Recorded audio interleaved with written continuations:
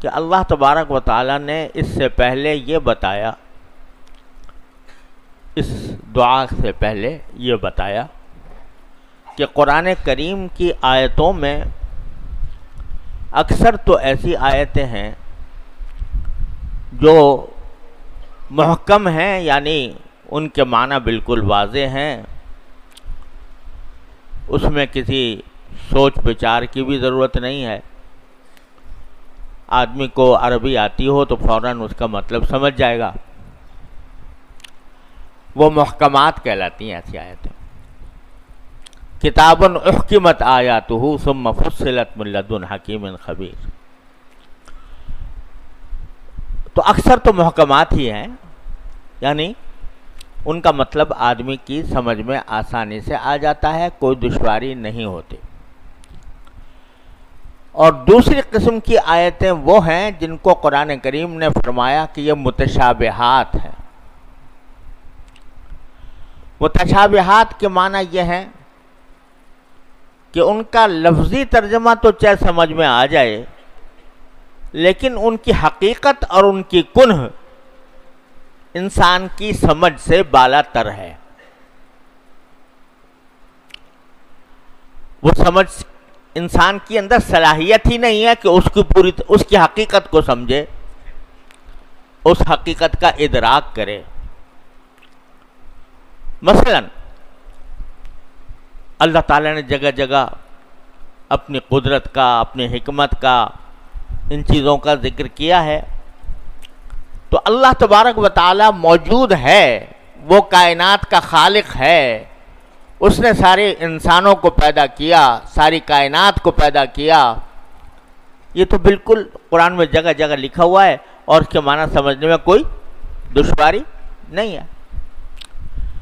لیکن بعض آیتیں ایسی آتی ہیں کہ ترجمہ تو سمجھ میں آ گیا ان کا، لیکن اس کی حقیقت کیا ہے یہ پتہ نہیں چلتا، انسان کے بس سے باہر ہے۔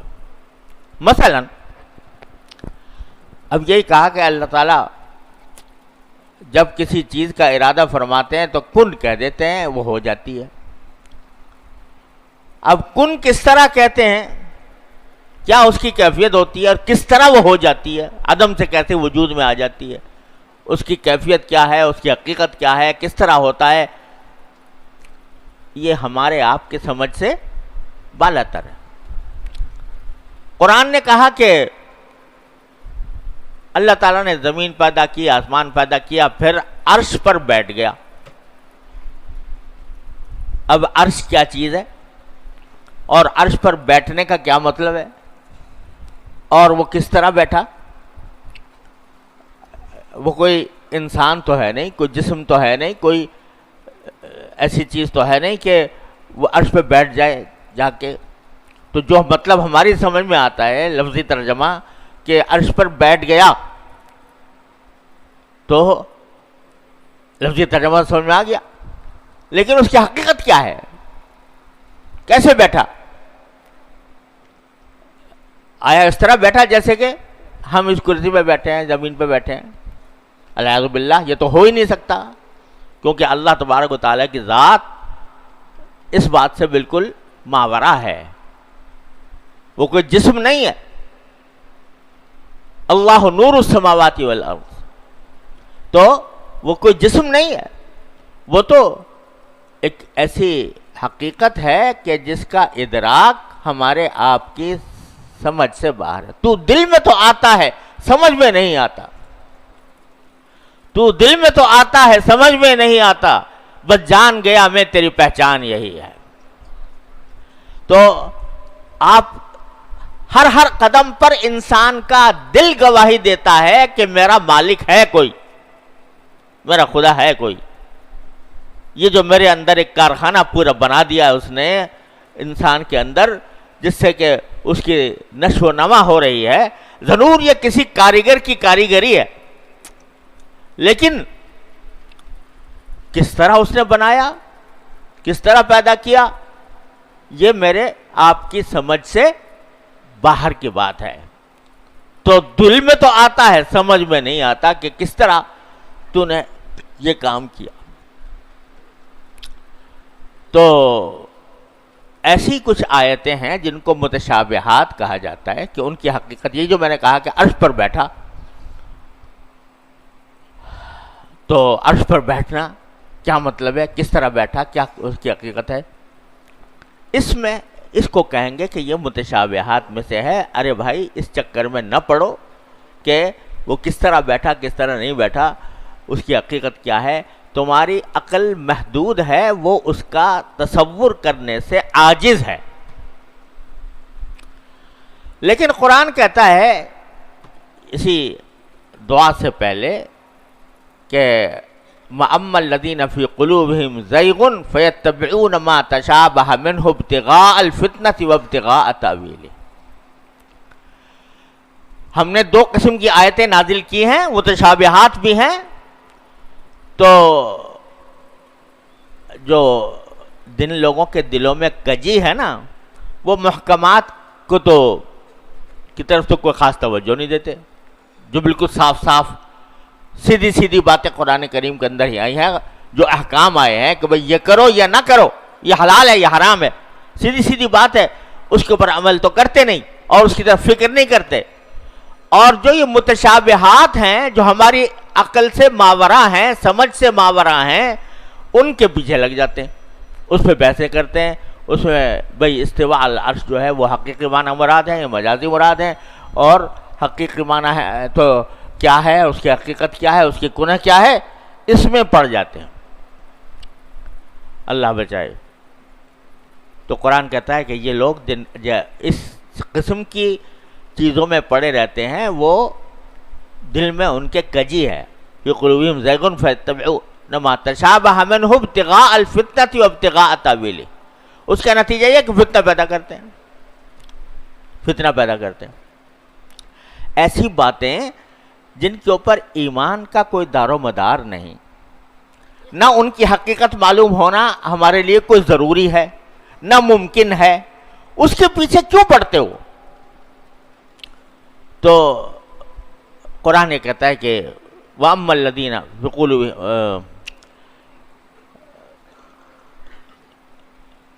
ابتغاء، تو جو لوگ ایسے اس کی تعویل کے پیچھے پڑتے ہیں تو وہ فتنہ پیدا کرتے. اور یہ فتنہ آپ کو یہاں اندازہ نہیں ہے، ہمارے ہاں سعودی عرب میں اور جہاں جہاں یہ حضرات گئے ہیں، سلفی حضرات کہلاتے ہیں، اللہ تعالی ہم سب کو ہدایت دے. تو وہاں ان کے ہاں سب سے بڑا مسئلہ یہ ہے کہ استواء علی عرش کے معنی بتاؤ، کہ عرش پر اللہ میاں کے بیٹھنے کے جو الفاظ آئے ہیں وہ حقیقی ہے یا مجازی ہیں. اگر مجازی کہتے ہو تو تم اہل سنت سے خارج ہو، بلکہ کافر تک کہنے کو تیار. اور لہذا کہو کہ حقیقی معنی مراد ہے.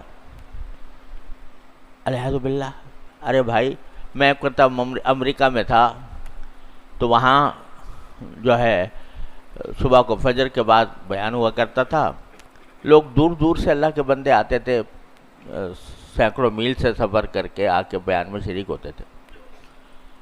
تو جب شروع میں گیا تو دیکھا تو وہ وہاں کے لوگ کہنے لگے جی ذرا یہ مجھے ہمیں بتا دیں کہ یہ عرش پر اللہ میاں کے بیٹھنے کا جو ذکر ہے قرآن شریف میں، تو یہ عرش پر بیٹھنا یہ حقیقت ہے یا مجاز ہے؟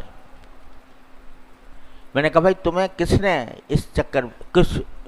اس سوال کیسے پیدا ہوا تمہارے دل میں؟ کہنے لگا جی وہ ایک صاحب آتے ہیں یہاں پر سعودی عرب سے، اور وہ آ کر ہمیں کہتے ہیں کہ بھئی عقیدہ درست کرو، پہلے نماز روزے کی بات بعد میں ہے، پہلے عقیدہ درست ہونا چاہیے. عقیدہ درست ہوگا اس وقت جب تم یہ مانو کہ اگر اللہ تعالی نے کہا ہے کہ وہ عرش پر بیٹھا تو ہاں بیٹھا، یعنی حقیقی معنوں میں بیٹھا. اور اگر اللہ نے کہا ہے کہ اللہ تعالیٰ کے ہاتھ پھیلے ہوئے ہیں تو واقعی کہو کہ ہاں ہاتھ ہیں اللہ تعالیٰ کے. جب تک یہ نہیں کرو گے اس تک مسلمان نہیں ہوگے. تو اس واسطے وہ اگر کوئی ان سے بات کرتا ہے تو وہ کہتے ہیں قرآن میں تو یہ ہے اور حدیث میں یہ ہے، اور یہ بحث انہوں نے چھیڑ رکھی ہے۔ اب وہاں اللہ کے بندوں کو نماز پڑھنے کا طریقہ نہیں آتا، ان کو حلال حرام کے مسائل پتہ نہیں ہیں، ان کو نکاح طلاق کے مسائل پتہ نہیں ہیں، ان کو آداب و مستحبات اور سنن کا پتہ نہیں ہے، اور ان کو جا کے استواء العرش کے مسئلے میں داخل کر دیا۔ تو میں نے کہا بھائی آئندہ وہ تشریف لائیں تو میری سے ملاقات کرا دینا۔ تو وہ عرب تھے، تو میری پھر ملاقات انہوں نے کرا دی ایک دن فجر کے بعد۔ تو میں نے ان سے بڑی دردمندی سے کہا، میں نے کہا بھائی ایک بات بتائیے کہ یہ جو آپ یہاں پر لوگوں کے اندر استواء العرش کا مسئلہ پھیلائے ہوئے ہیں، تو یہ بتائیے کہ ان کو نماز ان کو نہیں آتی پوری طرح، اور سنن و مستحبات کا ان کو علم نہیں، نکاح طلاق کے مسائل ان کو نہیں معلوم، حلال حرام کے مسائل معلوم نہیں، یہی سب سے زیادہ آپ کو سب سے زیادہ مسئلہ ہے کہ سب سے پہلے آپ ان کو آ کے سکھائیں کہ عرش پر بیٹھیں گے، اللہ میں یہاں کیسے بیٹھیں گے۔ کہنے لگے جی عقیدہ ہے، یہ تو عقیدہ جو ہوتا ہے وہ عمل پر مقدم ہوتا ہے۔ میں نے کہا یہ ایسا عقیدہ ہے کہ جس کے بارے میں قبر میں پوچھا جائے تم سے کہ بھئی استواء العرش کے معنی کیا ہے، قبر میں پوچھا جائے گا، حشر میں پوچھا جائے گا، اللہ تعالیٰ وہاں جا کے پوچھیں گے تم کیا عقیدہ رکھتے تھے استواء العرش کے بارے میں۔ یہاں سٹی گم ہو گئی۔ میں نے کہا عقیدے کی بھی دو قسمیں ہوتی ہیں، ایک عقیدہ وہ ہے جس کے اوپر ایمان لائے بغیر انسان کی نجات نہیں ہو سکتی، ایک عقیدہ تو ہے لیکن ایسا نہیں ہے کہ اس کو وہ مدار نجات ہو، نجات اس کے بغیر نہ ہو سکتی ہو۔ آپ نے کس بحث میں ان لوگوں کو ڈال رکھا ہے؟ کافی دیر الحمدللہ سمجھانے کے بعد اللہ تعالیٰ نے ان کے دل میں بات ڈالی۔ میں نے کہا بھائی یہاں ان کو سیدھی سیدھی دین کی باتیں سکھاؤ، اس بحث میں خدا کے لیے نہ ڈالو، یہ فرقہ میں بٹ جائیں گے اور سوائے فتنے کے اور کچھ نہیں ہوا۔ ابتغاء الفتنة وابتغاء تأویلہ، وما یعلم تأویلہ الا اللہ، بس کہو کہ اس کے اللہ کے سوا کوئی نہیں جانتا ہے۔ وما یعلم تأویلہ الا اللہ والراسخون فی العلم یقولون آمنا بہ، جو علم میں رسوخ رکھنے والے ہیں، پختگی رکھنے والے ہیں، وہ کہتے ہیں کہ جی ہم تو ایمان لائے ہیں اس کے اوپر، کل من عند ربنا، سب ہمارے پروردگار کی طرف سے ہے، اس کی تفصیل، اس کی حقیقت، اس کی کنہ یہ ہمارے بس کی بات نہیں، تو ہم تو جیسی ہے ویسے ایمان لے آئے ہیں اس پر۔ کہنے والے جو راسخون فی العلم، جو علم میں رسوخ رکھنے والے، پختگی رکھنے والے، وہ یہ کہتے ہیں۔ تو وہ کہتے ہیں کہ نہیں جی ہمیں اس بحث میں پڑھنے کی ضرورت نہیں ہے، کہ اللہ میں نے اگر یوں کہا ہے کہ حضرت موسیٰ علیہ السلام سے کہا کہ میں نے تمہاری آنکھوں میں اپنی آنکھ کے نیچے تمہاری پرورش کی میں نے، تو اب اللہ میاں کی آنکھ کیسی ہے اس بحث میں پڑھنے کی؟ میں آپ کو صحیح کہتا ہوں کہ اس پر ہزارہا صفحات سیاہ کیے گئے ہیں ان بحثوں کے اوپر، متکلمین نے اور شاعرہ نے اور ماتریدیہ نے اور اب یہ سلفیہ نے، ہزارہا صفحات اس پر سیاہ ہوئے ہیں ان بحثوں کے اوپر۔ ہمارے یہاں بھی اس طرح کے مسئلے کھڑے ہوتے رہتے ہیں۔ حیات النبی کے اوپر دار و مدار ہے ایمان کا، یہ مسئلہ ہمارے ہاں تو خیر اللہ کا شکر اتنا زیادہ نہیں، پنجاب میں جا کے دیکھو یہ مارے کا تو اس کو بڑا زبردست مارے کا پھیلا ہوا ہے، تو اس میں لگے ہوئے ہیں۔ حیات کی کنہ کیا ہے؟ اللہ تو نبی کریم صلی اللہ علیہ وسلم کی قبر میں حیات ہے، تو کنہ کیا ہے اس کی، کس قسم کی ہے؟ وہ برزخی ہے، وہ جو کیا کہتے ہیں عنصری جسد عنصری کے ساتھ ہے یا کیا ہے؟ اس پر ایک طوفان کھڑا ہوا ہے، اگر پوچھو کہ بھئی کیا قبر میں پوچھا جائے گا کہ حیات النبی کی حقیقت کیا تھی، کچھ پوچھنے کی بات نہیں. لیکن اس میں پڑے رہنا، اس میں لگے رہنا، اس کو میدان بحث و جدال بنانا، اس کو کی وجہ سے ایک دوسرے کی تکفیر کرنا، اس کی وجہ سے ایک دوسرے کو برا بھلا کہنا، یہ دین کا مزاج نہیں ہے. بس یہ کہو کہ وَيَعْلَمُ تَأْوِيلَهُ إِلَّا اللَّهُ، اللہ ہی جانتا ہے وہ حیات کی نوعیت کیسی ہے. کوئی آدمی اگر اس پر ایمان رکھے جو قرآن میں حیات کہا گیا ہے وہ انبیاء کرام کو حاصل ہے، اس کی نوعیت کیا ہے، اس کی کنہ کیا ہے، اللہ ہی جانتا ہے، تو بس بات ختم ہوگی. اب تم جا کے اس کی تحقیق میں پڑے ہوئے ہو کہ بھئی اس حیات کی نوعیت کیا ہے، کیفیت کیا ہے. کسی زمانے میں یہ مسئلہ پڑا ہوا تھا کہ قرآن مخلوق ہے یا غیر مخلوق ہے. لوگوں کے گردنیں اڑا دی گئیں معتزلہ کے زمانے میں، معتزلہ کی حکومت میں. حضرت امام احمد بن حنبل نے کوڑے کھائے اس میں. آخر میں جو فتنہ ختم ہوا، معتصم کے دربار میں ایک عالم آئے، انہوں نے آ کر کہا کہ آپ کے جو یہ معتزلہ کے سردار ہیں احمد ابن ابی دعاد، ان کو ذرا میرے ساتھ مکالمہ کرا دیجئے تھوڑا سا. اچھا کرو بھائی. تو انہوں نے احمد ابن ابی دعاد نے کہا کہ یہ جو آپ کہہ رہے ہو کہ قرآن مخلوق ہے اور اس کا عقیدہ رکھنا بھی ضروری ہے، تو یہ کہیں قرآن میں آیا کہ اس کا عقیدہ رکھنا ضروری ہے؟ انہوں نے کہا نہیں، قرآن میں تو نہیں آیا. کہ رسول کریم صلی اللہ علیہ وسلم نے بتایا سنت میں کہ قرآن مخلوق ہے، اس پر ایمان رکھنا ضروری ہے؟ کہ نہیں، ایسا بھی نہیں ہے. تو کہا کہ اچھا، جو پچھلے صحابہ کرام تھے رضی اللہ تعالیٰ عنہم اجمعین، انہوں نے کہیں کہا کہ اس پر عقیدہ رکھنا ضروری ہے؟ اس نے کہا نہیں. تو کب اللہ کے بندے، تم ایسی بات کے اوپر تم لوگوں کی گردنیں اڑا رہے ہو کہ جس کا نہ اللہ تعالیٰ نے ذکر فرمایا، نہ رسول کریم صلی اللہ علیہ وسلم نے ذکر فرمایا، نہ صحابہ کرام. یہ ایسی بات تھی کہ لاجواب کر دیا. اس دن سے یہ فتنہ ختم ہوا. تو قرآن یہ کہہ رہا ہے کہ جن کے دلوں میں ٹیڑھ ہے وہ ایسے مسئلوں میں پڑے رہتے ہیں جن کا سمجھ میں آنا ممکن نہیں انسان کے لیے اور نہ ضروری ہے.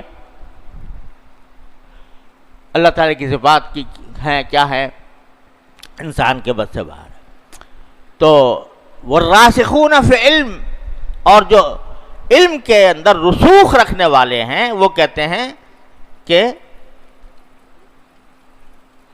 آمنا بھی، ہم ایمان تو لے آئے، کل من عند ربنا، سب ہماری پروردگار کی طرف سے ہے، اور ہمیں اللہ کے حوالے کرتے ہیں، وہی جانے. ہمیں جاننے کی نہ ضرورت ہے نہ ہم جاننے کے قابل ہیں. بس وہ دعا کرتے ہیں پھر آگے چل کر یہ کہ ربنا لا تزغ قلوبنا بعد اذ ہدیتنا وہب لنا من لدنک رحمہ انک انت الوہاب. یعنی وہ راسخین فی العلم، علم میں پختگی رکھنے والے، جن کے اندر رسوخ ہے علم کا، وہ ایک طرف ایمان لاتے ہیں، دوسری طرف اللہ تعالیٰ سے ہر وقت دعا کرتے ہیں کہ اے ہمارے پروردگار، ہمارے دلوں میں ٹیڑھ پیدا نہ کیجیے گا. یہ ٹیڑھ جو انسانوں کو ایسی طرف لے جا رہی ہے جو ان کے سمجھ سے باہر ہیں، تو ایسی ٹیڑھ ہمارے اندر پیدا نہ کیجیے گا. لا تزغ قلوبنا بعد اذ ہدیتنا، جبکہ آپ نے ہمیں ہدایت تو دے دی، الحمدللہ ایمان بھی لے آئے، الحمدللہ ایمان کی حقیقت بھی اللہ تعالیٰ نے بتا دی، اس کے اوپر عمل کی توفیق بھی ہو گئی، سب کچھ ہو گیا. پھر اے اللہ ہمارے دلوں کے اندر اب کجی نہ پیدا کیجیے گا. اللہ بچائے جب کجی پیدا ہو جاتی ہے، ٹیڑھ پیدا ہو جاتی ہے، تو اچھا خاصا پڑھا لکھا عالم جو ہے، اللہ بچائے، وہ بھی گمراہ ہو جاتا ہے.